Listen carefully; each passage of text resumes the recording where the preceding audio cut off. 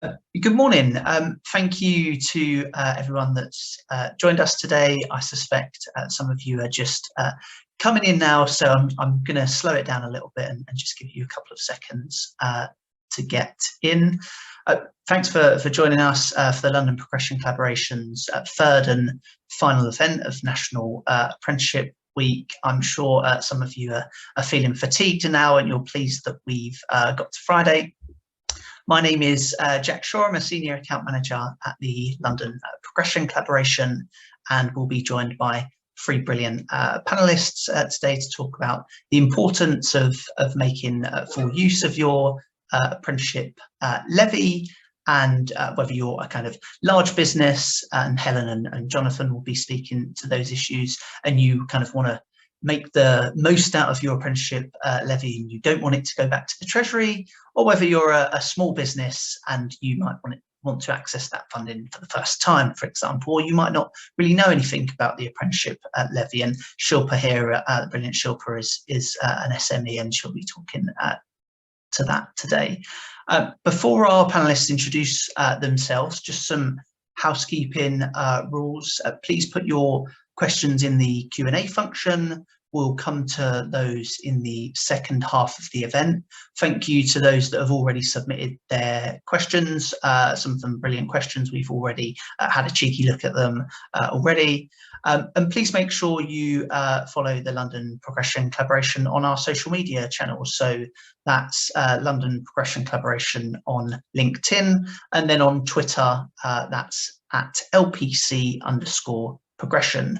We've recently uploaded a video there yesterday. We've pinned it at the top of our page, and basically you can hear from apprentices talking about their experiences directly. So please do check that out. That would be absolutely fantastic.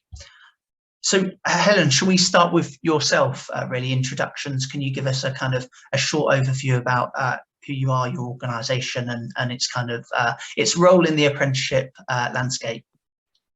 Absolutely. Hi everyone. It's a real pleasure to be here and be asked to be on the panel today.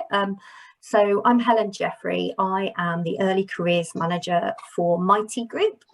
For those of you that don't know much about Mighty, Mighty are a large, possibly the largest, I think, FM facilities management, I should say, and professional services company. We employ about 74,000 people across the UK, and we provide services in the public and private sectors. So, and that's a real range of different services as well, from cleaning, security, catering in a hospital environment, to providing engineering maintenance of buildings, to landscaping, to energy management, and to working in the care and custody sector. So we do a bit of everything. In terms of our apprenticeship, our approach to apprenticeships, we have quite a significant programme ourselves. So we do utilise apprenticeships quite significantly for our existing employees, and also for bringing young people into sectors where we think there's a skills gap. So we have around about 1,000 apprentices on programme at any given time, but we don't use all of our levy funds. So we've actually, and we'll obviously go on to this, we've actually decided that we would like to use our unspent funds to gift to other organisations which link to some of our key goals and objectives as an organisation. So yeah, real pleasure to be here, and you know, good to see you all. Perfect. Thank you very much, Helen. Jonathan, should we go to you? Yeah, thanks. Morning, everyone. I'm Jonathan Foote, Head of Apprenticeships and Early Careers at Compass Group UK and Ireland. It's lovely to be on the panel, and happy Friday and happy National Apprenticeship Week. We've got there, it's Friday, and for us, it's been a real successful National Apprenticeship Week at Compass Group.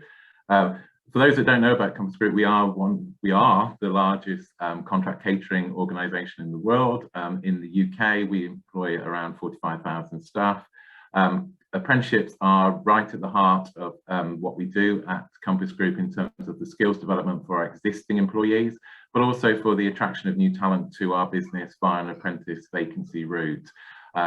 But also in terms of we don't utilise all our levy, and you know, I'm quite interested in talking today about the flexibilities of levy, but I think it's great that we made that commitment to support SMEs in the hospitality catering sector, to support likewise their skills development of their people, but also the attraction of new talent to the business. Especially we know the impact of the pandemic in the hospitality sector. So it's been great that we've been able to work together with organisations like LPC as that conduit to bring SMEs to talk to us at Compass Group, so that we can support the hospitality sector in terms of getting back on their feet and bringing people and great talent back into this sector.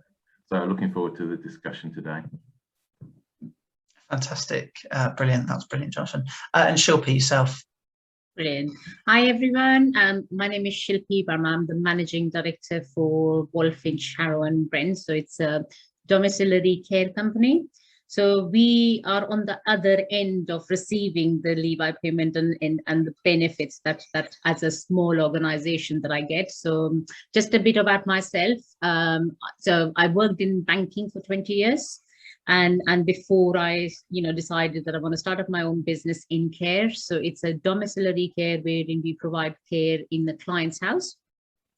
And what the whole is in terms of how these leave payments have kind of really made a difference to just not the younger generation. I think for the care side of it, people who want to kind of, after 20 years in, say, different industries, I mean, I've got a chef working for me, I've got a fashion designer working for me, and who want to make a difference in the society. I think that makes a big kind of impact for me as a small business. I know it might be a very small amount, but that for a small business makes hell of a lot of difference.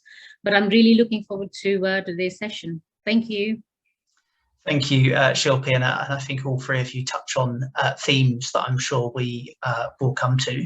So brilliant. In kind of Jonathan and Helen, we've got levy payers, and in Shilpi, we've got a kind of SME that's been a beneficiary of that. So that's a great mix. Before we dive into our conversation, I'll just set the scene a little bit about the kind of context of the London Progression Collaboration and what we do, and then a little bit about the kind of apprenticeship landscape as well. So the LPC came into existence just over 2 years ago, right on time, just before the pandemic, with a mission that is twofold, essentially. So to support Londoners access sustainable pathways in work progression, and in the context of London in particular, with kind of high levels of in-work poverty. And then the second is to support London's businesses. And the inception of LPC came well before the pandemic, but just as we were getting started, the pandemic hit, and that need also felt, I think, a little bit more urgent, so really timely. In terms of our track record, to date, we've secured over £9 million from over 70 or so levy payers, and that's helped create 750 apprentices in over 175 small, medium businesses. I can see kind of Jonathan, Helen and Shilpi probably jotting that number down. It's because every time I have a conversation with someone, those numbers always change, and I myself have to keep reminding myself what the new figures are. But I think it's testament that actually kind of we're a really delivery focused organisation, so that's fantastic. The sectors we kind of see the most demand for are the construction sector, early years and adult social care, digital skills and retail and hospitality, and others too, but that's where the demand principally comes for us. And broadly speaking, the kind of the sectors that are the engine of London's economy, that we rely on.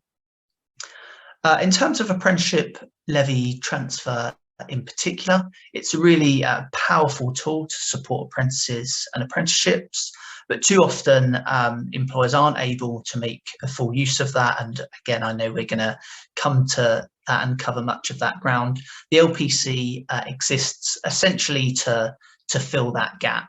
And so we support, like I say, both large levy payers and kind of to use that levy and small businesses to access it. And there couldn't be a kind of a better time, really, I think, to get involved in apprenticeship levy transfer, because the government now allows levy payers to transfer up to 25% of their levy. That hadn't always been the case. Previously, they were eligible to transfer 10%. So the opportunity to create apprenticeships is greater, but so too is the opportunity cost of perhaps not using that as much. So better time, and there's no more important time, and that's the kind of final point I'll leave it at. So the number of apprenticeships has long been falling. That decline is particularly pronounced in lower level apprenticeships and amongst SMEs in particular. So there's a real, I think, concern that young people at the beginning of their careers in particular are kind of missing out as a result. So that's the context in which we're operating, and I think that's why it's kind of vitally important that as part of National Apprenticeship Week, we have got really committed levy payers, and we have got businesses that are really invested in apprenticeships. And with that in mind, I think we're going to go straight to kind of that conversation, and I'll throw the first question out. So question to all three of you. You've either transferred or received apprenticeship levy. Some of you captured this a little bit in your introductions. Can you talk about some of the benefits that's had to your organisation? Who wants to go first? Jonathan, brilliant. Yeah, I'm happy to go. So I think set the context around the internal use of our levy, because I think that's really important to put the context as a large levy paying employer. So for us, there's two key things, as I've already touched on. It's about the skills development of our existing employees, and that's for all ages. And I think that's a real thing we need to get across, that the apprenticeships are for all ages. I think that's really to re-emphasize that. For me, it's also, or for us as an organisation, it's around that attraction of new talent via an apprentice vacancy route. But for us, it's also about that supporting the upskilling and also plugging the skills gaps. Things have changed in terms of how our customers order food. So we've looked at, from an apprenticeship perspective, what does that mean in terms of skills gaps? By speaking to each of the MDs, head of people, identifying what those skills gaps are, and then working with our preferred providers, colleges, and building that apprenticeship offer to meet those skills gaps. I also think it sends a real positive message to our people in terms of that investment in them, in terms of their development, retaining great talent because they feel valued, so it impacts on retention across the business. But also during COVID, we've absolutely had feedback that has supported their mental health and well-being as well. That we kept the apprenticeship programme going. We were supported really well by our providers and colleges, that we went on to online learning, obviously, but that was really fed back by apprentices about really positive on their well-being. And then for us, in terms of that transfer, one, yes, it's about maximising our levy spend so it doesn't go back to Treasury, but it's more than that. It's about supporting the SMEs in terms of, especially in the hospitality catering, in terms of supporting the same people that share the values like we do around our people, great service and great food, that from an SME's perspective, they share that belief, and that our transfer of levy supports their people in terms of their existing and in terms of their skills development, but also that attraction of new talent to the business, whether it's SME or large. And I think it's really important that we come together collectively, especially in the hospitality and retail sectors, that, you know, the COVID impact of what it's done to the sectors, that we embrace this together and we work together and bring great talent back to the industry and get it back on its feet, which it absolutely is doing, and that we absolutely sell the sector that it is a great place to work. And especially at Compass Group, you know, we're a Compass family and we want great people to come and work with us. So for me, it's all about that. But also through the transfer of levy, it also allows you to share best practice with SMEs and vice versa. But also in terms of, you know, it's about working together collectively. Yeah, brilliant. Thank you, Jonathan. Helen Shilpy, you're first off the mark to take the mute button off. So over to you. So I think from my side of things, I mean, you know, when you start up a business, I think I'll go very in details around, you know, the cost. So that whole thing around, you know, getting new talent, So it does save a lot of cost around the recruitment side of it. And I think as a new startup, that really does help. The other things which are really, and especially that I'm from a care industry, and I'm sure you guys have been hearing in the news that it is very difficult at present to attract people into care and making them feel valued, because it's an industry which is very, very intense. I mean, when you deal with clients, and I think for me, it has been really, really absolutely brilliant that I'm retaining the existing staff. And then people who want to then make career change, I think that has been, yes, there are younger people who would want to come in, but I think you have to think about care is where 3 of my apprenticeships are over 40.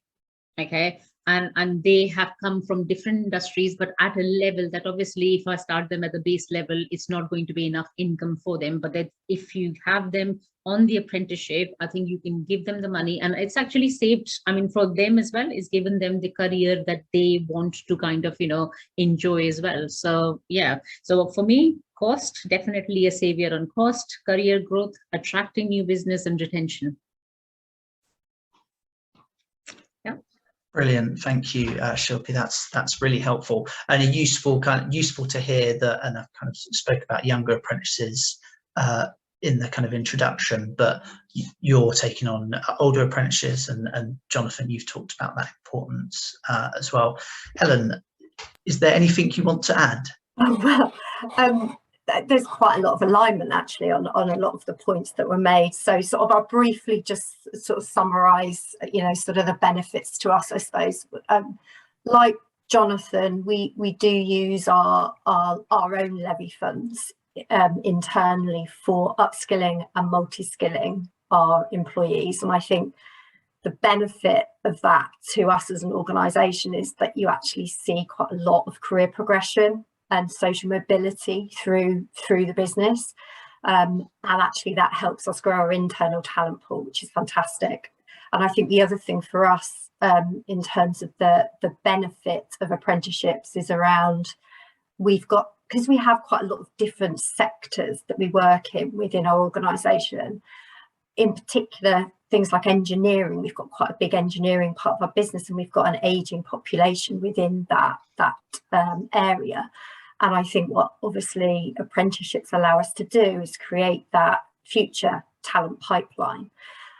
So I suppose that's kind of our internal piece, our vision, but also some of the other benefits, if we're talking about actually levy gifting, is that we have got quite a strong social values, agenda, objectives, and actually part of that, and one of our objectives is to actually actively promote skills and employment opportunities to everyone. And what we felt levy gifting allowed us to do is it allowed us to support some of those objectives in a purposeful way. And through the relationship with LPC, because there's a similar approach, similar values to that, we were able to sort of merge the two. And as a result of that, we've been able to sort of really target our levy gifting in the way that it supports what we're trying to achieve. So we're able to support sectors that we know have skills gaps, that they'll develop apprentices, and actually in the long run they may well end up being employed by Mitie. And also we can create opportunities for people who may be wanting to reskill after changing career during the pandemic. There's been a lot of that going on. So I think there's some real benefits of as an organisation to think about how you use your levy funds if you don't use them already, and how you do it in a really purposeful way, which not only supports your agenda, but also support some of the wider social value things that you're trying to achieve as an organisation.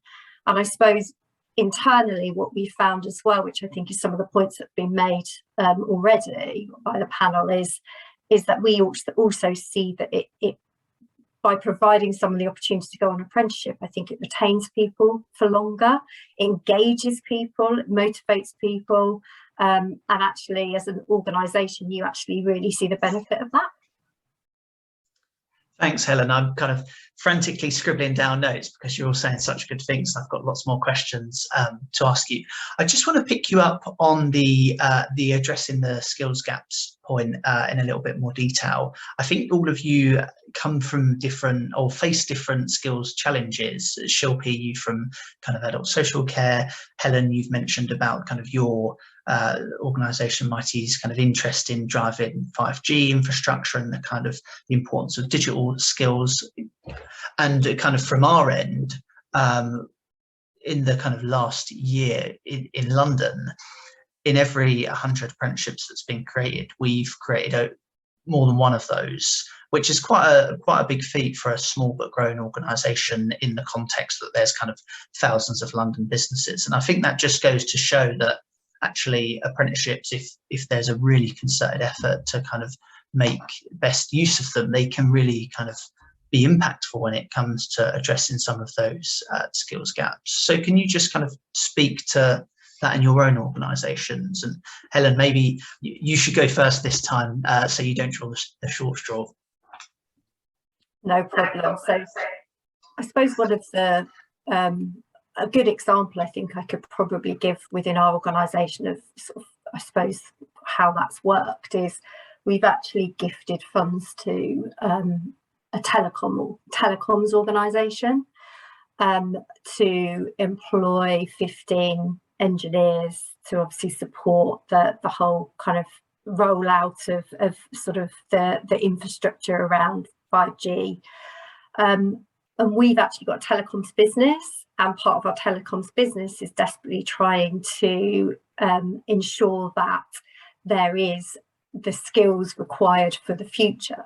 So we see that relationship with being able to link up with organisations in that way, in a really strategic way, because what we see happening there is we're able to support an organisation within the sector that we operate in, bring young people into that sector, develop them, and potentially in the future they'll come and hopefully work for us. But actually it doesn't matter if they don't, because ultimately we're supporting an area where we've got a vested interest, and actually it makes sense to actually share the support around for others to kind of sort of achieve what we're trying to achieve. Fantastic. And Jonathan? Sorry, I keep forgetting I'm on mute. So in terms of addressing the skills gaps, for us internally and for transferring the levy, it's around that growing talent and retaining talent, but it's also about developing a motivated, skilled and qualified workforce as well. And by transferring levy, we can support that with the SMEs as well. But it's also about adapting training according to the needs of the business as well. So, that really does then identify what those skills gaps are, and whether that's internally or externally through transfer of levy. I think also what it does is it then motivates people to learn new skills, and you get that motivation and commitment. But it's also about that blend of on and off the job training as well, which enhances the development of individuals. But for us as well, it's around that improving social mobility. So creating that more diverse workforce, whether that's us as an organisation or by gifting, that is obviously, and for us, it's, we're a barrelless organisation. So in terms of getting people onto that first rung of the career ladder, that there is no barriers to join Compass Group. We always sort of say hire the smart, train the skill. And I think, we should embrace that, and we talk to people around what we've created as well from a apprenticeship roadmap.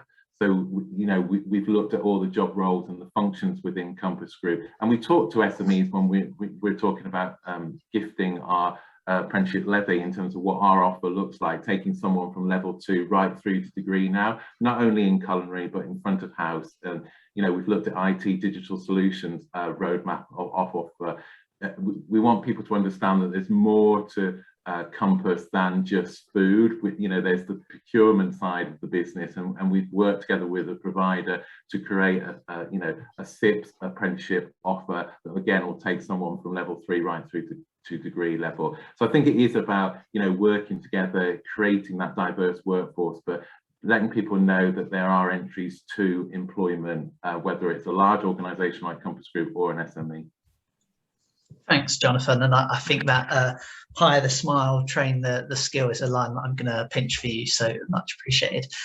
Shilpi, adult social care is a kind of particularly kind of difficult sector, isn't it? Can you kind of speak to that importance there and skills gaps? Yeah, so in terms of with care, what I quickly realized that it's a very highly compliant and regulated industry, and having that, so you've got the skills because you have people who are coming in and making shifts around the age of 40, 45, or you've got the younger ones, but there is a big gap on the knowledge. And I think what apprenticeship does is making sure that knowledge gap is filled up a lot quicker, and then that kind of gels with the skills that they already have. So I think from my side of it, that really kind of stands out for me, that that whole knowledge piece. I mean, it's not a straight journey, it's an upward journey, especially if you come into care. You have to know so much about the industry, how it works, what are the rules, what are the regulations, what do we need to follow, because it's very prescribed in terms of this is what you need to do. There are flow charts to, if this happens, then you need to be doing this and this. So it's that whole regulated piece around and the compliance around the industry. So for me, the knowledge part becomes really key with the apprenticeship, because that knowledge hand in hand with the skills then actually gives me the right person who can do the job. Thanks, Shilpi. And you raised something when we spoke recently, which I thought was really interesting, which was that in adult social care, from your experience, you see that people do want to change career, and they might not feel that they can because they might have come from a different sector that might be, more well paid or something of that nature, and an apprenticeship kind of really incentivizes them to join the sector effectively. Can you just speak to that? Yeah, and that's because, and the reason being is the fact that when I changed my career from banking, okay, people don't want to leave the bank. I mean, even if they stay in the bank and they are there for 40 years, and when I started comparing, is it money? And then you realize that it's actually not, because people in care are actually paid more than what would a bank cashier be or a bank manager would get paid. So digging a little bit deeper around reading reports and stuff, and I think the biggest one was that engagement of employees, the motivation. And I think when you start to look at what is the difference is, banking industry, again, highly regulated, but the way people are treated is different, which is around that engagement, which Helen previously mentioned, that motivates people, that you are giving them that time and place to actually make a career out of it as well. So that is the reason I started digging a little bit more into, okay, what is it that I could help with and move the career forward of people who are getting into care. And obviously obviously when we had the lockdown, a lot of people came from different industries, because catering was the biggest one, that we had loads and loads of applications. And once you start kind of saying, okay, there are career opportunities available within the care industry, it's just not a care that you can do, there are other supervisions and other kind of growth, and showing them a career path that helps to kind of retain the people as well. Yeah, brilliant. So kind of the apprenticeship is the kind of demonstrable example of making people feel valued. Okay. Yeah, fantastic. because it gets you to spend that time, and you are investing time in your people. And I think that becomes, for small businesses, you don't have time to think that, okay, I need to be doing this and I need to, because you are the finance director, you are the HR director, you are everything in a small business. And this just helps a little bit in terms of, yes, you do have apprenticeship incentive, which obviously there's then in turn helps the business as well, but you have got the ways you can kind of support, because you don't have any infrastructure yourself to be able to give them that training and skill and moving in the right career direction. Okay, thank you. Before we move on to the next question, two really useful points that I think Helen and Jonathan made, that apprenticeship levy transfer is so much more than a kind of transactional exercise. It's a kind of value-based, purposeful gifting, which I really liked. And the second was, Helen, I think you made the point about the strategic approach to skills gaps, which is, not just to think about, just my business, but actually kind of the skills gaps and the skills resilience across the sector, with the kind of view that ultimately you still stand to benefit. And I think there is a kind of really interesting points. And I think they speak to the third question we've got. And Jonathan and Helen, it's largely aimed at you. Some levy payers in particular, they often don't make use of their levy. Some of them treat it as a tax. Some of them feel that they're not able to use it. There are quite a lot of barriers in large organisations away. Do you have kind of any advice for those that haven't spent their levy or aren't making full use of kind of apprenticeships and apprentices in the way that they should? Jonathan, your mic is already unmuted, so straight back to you. No, thanks. So I would say stop and refocus and look at do a skills analysis of your business and really identify what those skills gaps are. And then, there's experts out there in terms of delivery partners that you can then engage with, who will work with you and bespoke that delivery model that's right in terms of one, plugging the skills gap, but also then benefits your business in terms of your skills development of your people. And then productivity obviously increases once you've got that right.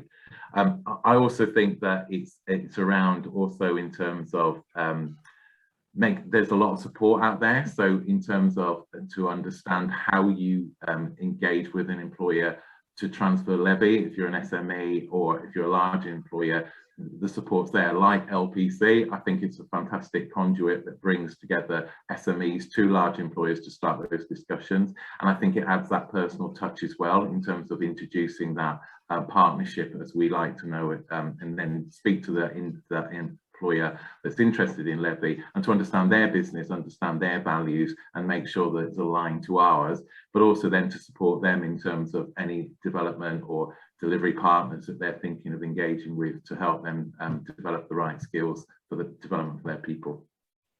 Thanks, Jonathan. And I should add that I haven't paid you anything to say nice stuff about the LPC. Helen, advice and kind of barriers for those that haven't spent their levy? Yeah, I mean, really, sort of, I'm just going to mirror really what Jonathan has said. Really, I think some real kind of links with the benefits that we see. I mean, I suppose the first thing is if you're not using your levy at all as an organisation, I'd mirror what Jonathan said and actually just have another look at that, because certainly from the experience that we've had within Mighty of using our apprenticeship levy in two ways: the upskilling, multi-skilling, the development of existing employees, the progression, the social mobility side of things, and also how we can bring young talent into the business and grow them into roles where we know there's a skills gap. I mean, it's just, is so important and is so key to us being successful.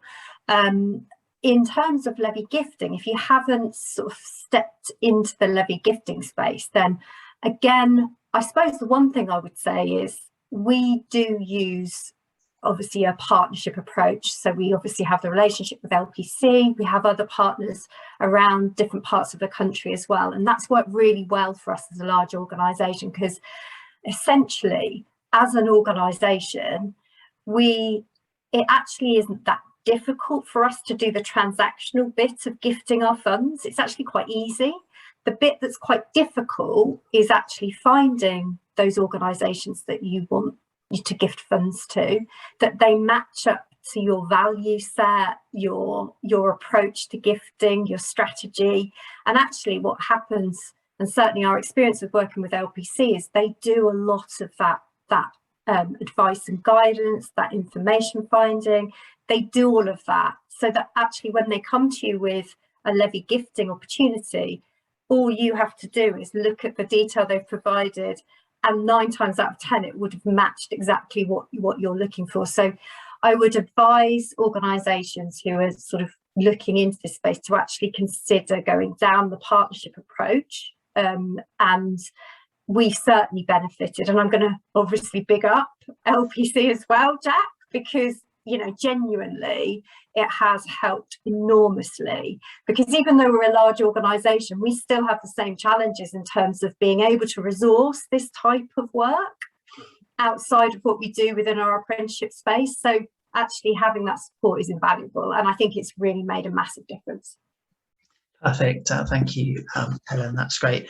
And Shilpi, as a business that kind of isn't a levy payer and has received levy transfer, and you've kind of touched on it, I think, you know, you're HR director and finance director and everything else that you are, whereas kind of large levy payers, they often do have, even if it isn't kind of core to their business, they have experts like Jonathan and like Helen. And so as a result, we often see anecdotally that kind of SMEs in particular are really kind of stretched in terms of their apprenticeship journey. So we might even have some on the call today that know nothing about apprenticeships or apprenticeship levy or apprentices, and we might have some that have had some similar experience. So can you just talk about kind of how you found out about apprentices, your kind of experience and of the process, etc.? Yeah, so with me, I think it was more around finding ways that I can make my employees feel valued and I can retain them within the business. So I think one of the things was, okay, let's see what is the further career growth. And I started kind of contacting companies. So we've got Skills for Care website. So there are companies on there for training and those kind of things. So you start asking them in terms of, you know, what is it that we can offer? You do get promotional emails, but majority of them you had to pay 5 to 10%. Okay. And I think as a small business, as much as I wanted my staff to feel valued, would I be able to put that 5-10% in, because I've got other things that I need to kind of take care. So I think it was good that one of the companies obviously approached me around that there is this leave-by payment that can be done. I did question it because I was like, that doesn't sound right. I mean, you know, everything free of charge and I don't have to do anything. So I think for me, that did get my attention, and I started gauging a little bit more around how would that work? What does it cost me? Because, you know, as I said, small business, you have to be very close to your numbers. And when it sounded all genuine, and I started speaking to the company, then I went back to the council to check whether it was actually something that they offered, and I think I was quite pleased that there was something in the market who could actually help me with it. And then I had a plan which changed everything, because then I could find my resourcing, I could find people in the right place and doing the right job. So it actually helped me structure my business a lot better. Yeah, thank you, Shilpi. And I should have probably said at the beginning that the LPC, we are backed by the GLA, so the Mayor of London's office, and JP Morgan. And so we don't charge a fee or anything of that nature as well. So if you're a small business or a large levy payer, we're totally free. In terms of kind of, before we move on to the Q&A, we've got a couple of questions in there. We've already received some questions, so we've got a good kind of mix. And again, this is a theme that you've all spoken about a little bit so far, but the importance of kind of promoting social mobility, but also diversity as well, whether that be across genders in a sector that might be male dominated, or it might be that, you know, we don't have enough of another group as well that we want to kind of get into that sector. And especially for some of our levy payers, and particularly the local authorities that we work with, they want their organisations to reflect their communities as well, and they find that particularly important. So it's a really kind of core part of our organisation and our approach. So can you just talk about the importance of kind of promoting social mobility and diversity and the like for apprenticeships? I can go first on that one if you want. Yeah, yes, go ahead. Thank you. So basically, where I am in Harrow and Brent is a very predominantly an Asian area. Okay, and again, with social care, what we did find was you've got that language barrier, and I think coming over that language barrier, but still giving the people the opportunity to grow in the industry kind of help, because we talk about person-centric care, which is, all about the client, about the person who is being looked after. And one of the main issues that people do find is the language barrier. And I think with this whole apprenticeship, it did help me, the fill in the blank with the right skills and knowledge to people who are, English isn't their first language, but they are still able to kind of, upskill themselves. So I think from me, that whole piece around the language and different, nationalities who can actually do this.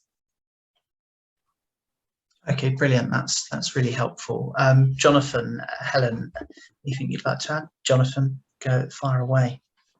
Yeah, so I think for us, our apprenticeship program, we've built a delivery model where working with our preferred delivery partners and colleges, that we do get out into the local communities. So as well as our apprenticeship program, it's that route into an apprenticeship at Compass Group. So we work with Springboard Hospitality Charity, for example, doing gateway to employment programs. So we look at the jobs that are in that local area, and then our partners like Springboard will do that attraction piece within the local community. So it's reaching out to those underrepresented groups and telling them all about the opportunities at Compass. They're supported on that 3-week program. At the end of that program, they get a guaranteed interview, and then on to, if they're successful into employment, they go on to our apprenticeship program. But internally, in terms of, we're really proud as well about promoting about women in food. We've got a network within Compass Group that's promoting and championing about women coming into the industry and breaking down those cultures and those barriers in terms of that. And that's worked really well. And we're really proud on our apprenticeship program that our demographics in terms of male-female split is 50-50 at the moment from a culinary perspective. So it shows that those sort of network groups are really championing that. We also work really closely with the BAME Apprenticeship Network in terms of, done a lot of work around reaching out to the communities through that, advertising our vacancies, etc. And that's proven really successful as well today. So I think there's a lot you can do in terms of breaking down those barriers internally and externally, but it is about making sure that your delivery models and that really do reach out to the local community. And the apprentices get so much from giving something back to the local community, whether that's an event or, going back to where they went from school, etc. It really does, work well. Fantastic. The builders have just pulled up outside, so apologies for any noise. Helen, over to you.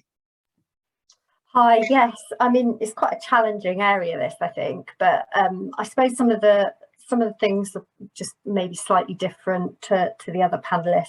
I would say, I think having some really positive role modelling examples, I think is a real key thing that we've been trying to do. So actually, pulling together some case studies, pulling together some really good examples where people have joined an industry that maybe they wouldn't have done before, and then obviously trying to kind of get that message across.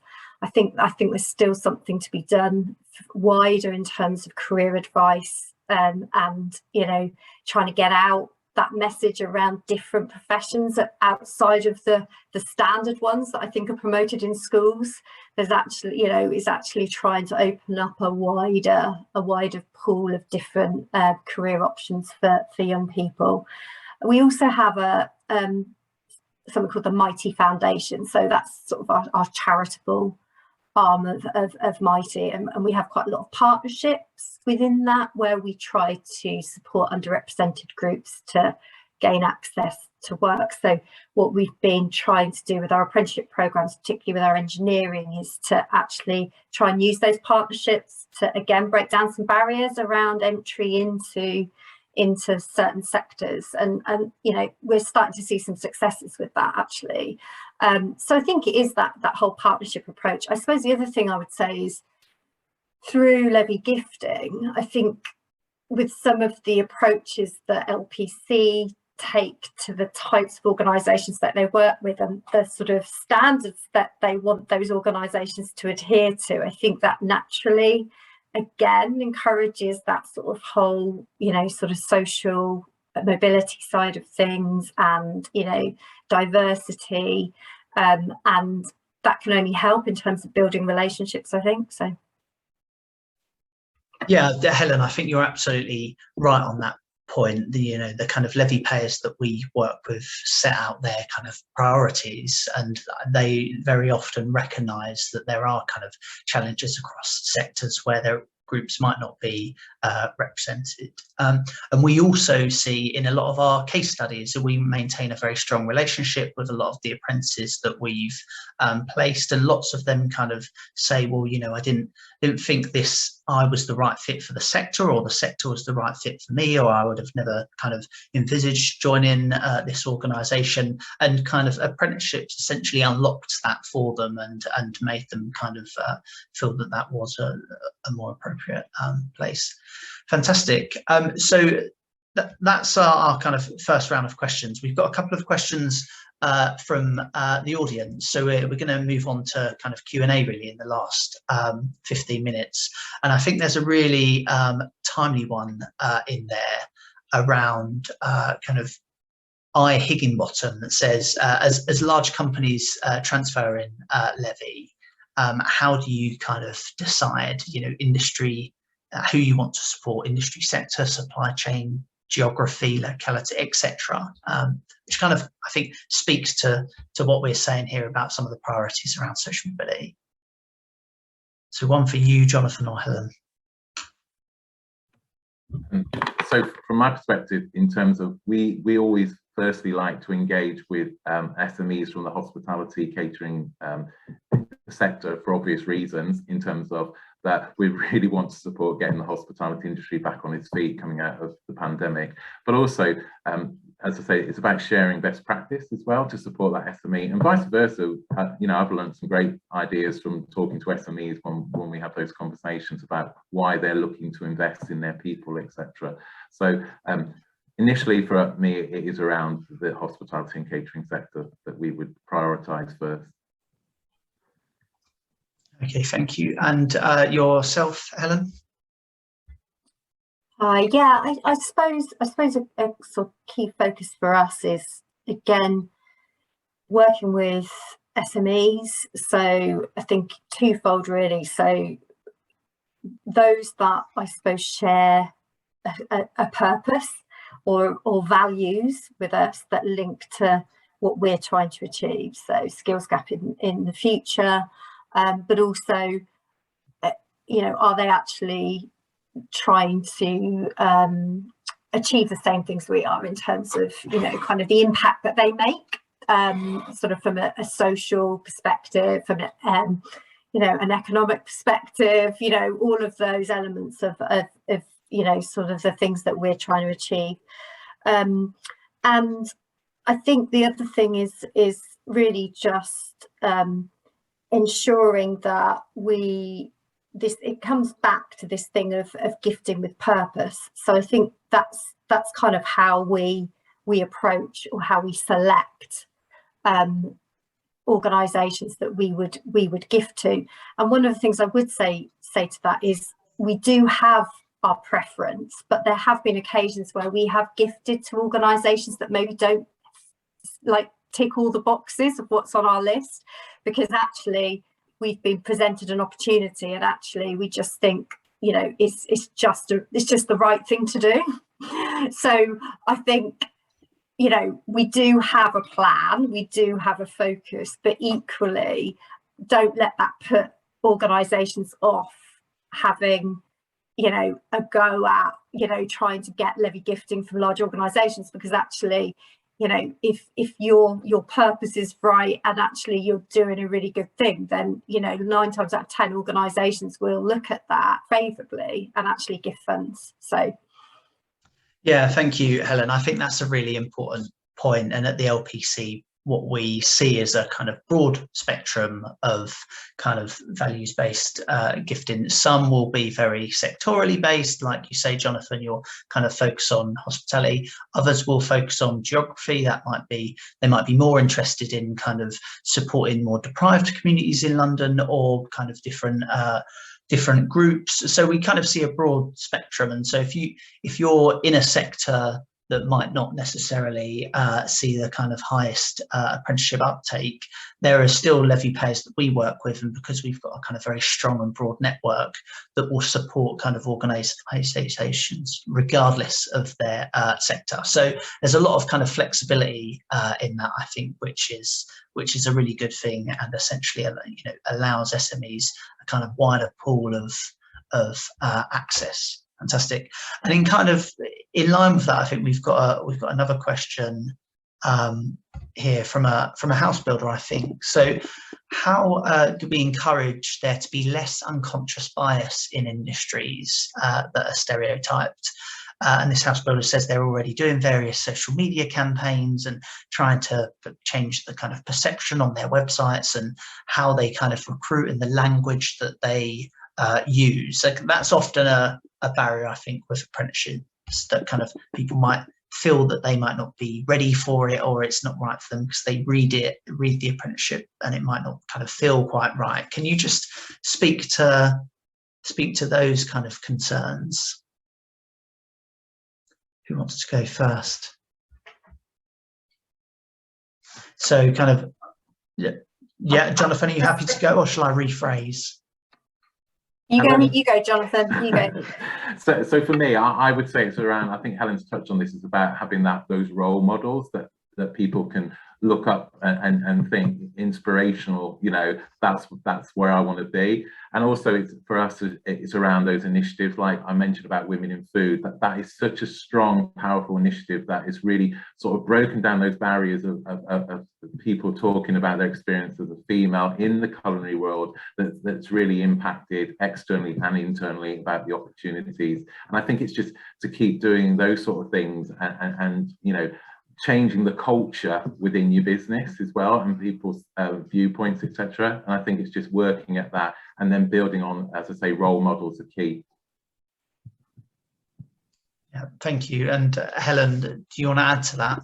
The only thing I would reiterate is probably the education piece. So totally agree with everything Jonathan said, and just to reiterate that piece, I think we certainly rolled out some sort of training around unconscious bias, and actually I think it is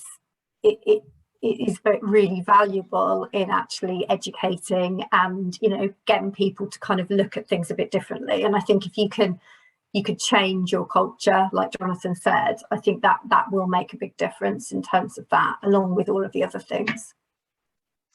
Thanks, Helen. And I suspect there's kind of no silver bullet, and it's a longer term project, isn't it? Changing those hearts and minds. And I think to the construction industry and how male dominated it is, for example, and the kind of need to get more females in there. And Jonathan, I think you make the same point about your industry. A question, I think we've probably got time for 2 more questions. We've got a question here from a provider. They ask, what is the expected time from an employer requesting to receive in-transfer funds? I can speak to this a little bit. Helen, Jonathan in particular, I don't know if you have some views on this.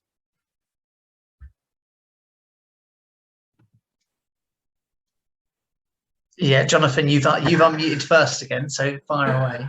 So for me, I think it's about like working with an organisation like LPC in terms of that conduit of bringing the 2 partners together, so the SME and talking to us as the large employer, and then arranging that first initial call, and then talking about in terms of understanding their values of that organisation and everything we've talked about, but then agreeing a timeline in terms of, when are they ready to go in terms of that transfer now, when does it suit them. And I think then as we just work with that organisation through the digital account service to make it happen. So I think it's about a collaborative partnership, timelines agreed, and then just make it happen. So it can be a pace that employer wants to go at. Yeah, and Helen, for kind of Mighty, you've got an ongoing kind of engagement with an organisation that you continually provide apprenticeship support from, and so presumably for you, it's equally more important to get to know that organisation a little bit more if you're going to provide a kind of quite a substantial amount of support. Absolutely. And actually, I think that, I suppose if I was going to give a piece of advice maybe to organisations that were applying for funds, one of the key things as as a levy gifting organisation is that if they can give as much information as possible about why they're applying for the funds, you know, what they're going to do with the apprenticeships, what, you know, the whole piece, it allows us as a large organisation to make a really informed decision quite quickly. And in my experience, through obviously the relationship that we've got with LPC, that has worked really well, because that piece is done kind of for us, I suppose, through the LPC. And then obviously if we've got any other questions, but it can be quite a quick process in my experience. So. Brilliant.